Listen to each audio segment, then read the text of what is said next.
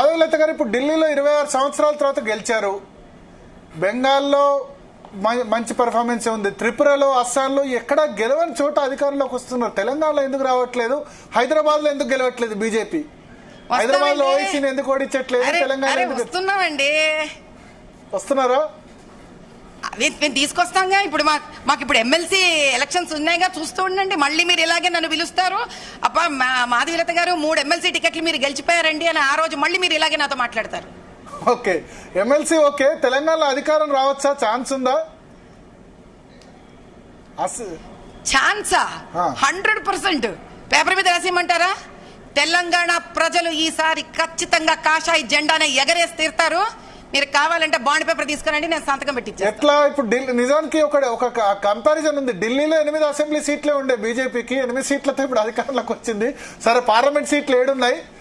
Same మన దగ్గర కూడా 8 అసెంబ్లీ సీట్లు బీజేపీ, పార్లమెంట్ సీట్లు 8, అసెంబ్లీ 8, పార్లమెంట్ 8. సో దగ్గరగా ఉంది ఢిల్లీ పొజిషన్. కానీ ఢిల్లీలో ఎప్పుడు 35% ఓటు బ్యాంక్ ఉంది, కానీ ఇక్కడ మనకే మొన్న మీకు వచ్చింది 14%. పార్లమెంట్ లో 35 వచ్చింది, పార్లమెంట్ లో 35 వచ్చింది, దానిలో 14% ఉంది.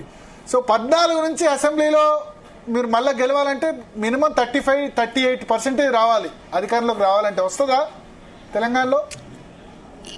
ఇవన్నీ కాదండి, ఇవి కాదు, ఈ లాజిక్ ఇది కాదు, డేటా ఇది కాదు.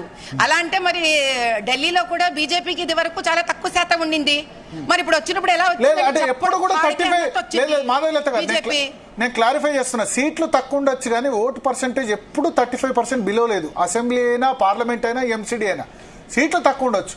ఎందుకంటే Congress, Aam Aadmi party vote bank తీసుకొని 50% ఆమ్ ఆద్మీ పార్టీకి వచ్చాయి. షీలా దీక్షిత్ 3 సార్లు గెలిచినప్పుడు కూడా బీజేపీ 35 బిలో ఎన్నడూ లేదు.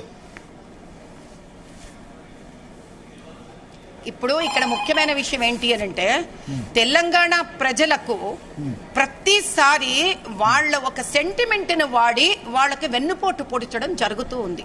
ఇప్పుడు మీరు ఢిల్లీతో కనుక పోలిస్తే, ఢిల్లీ రాజధాని అండి, దాని అభివృద్ధి కానీ, దాని విద్య కానీ, అక్కడ వ్యక్తులకు ఇంటర్నేషనల్ ఎక్స్పోజర్ కానీ ఇవన్నీ వేరే స్థాయిలో ఉంటాయి. కాబట్టి మంచి చెడు తెలుసుకోవడానికి వేగంగా తెలుసుకుంటారు వాళ్ళు, త్వరగా తెలుసుకుంటారు వాళ్ళు.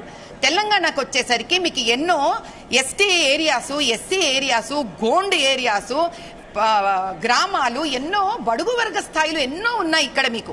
వీళ్ళందరినీ ప్రతిసారి ఒక తెలంగాణ సెంటిమెంట్ తో వాడుకోవడం, మోసం చేయడం, వాడుకోవడం, మోసం చేయడం. కానీ ఏ రోజైతే వీళ్ళు తిరగబడతారో ఆ రోజు పర్సంటేజ్ కి సంబంధం లేకుండా దేదీప్యమానంగా బీజేపీని గెలిపించి చూపిస్తారండి.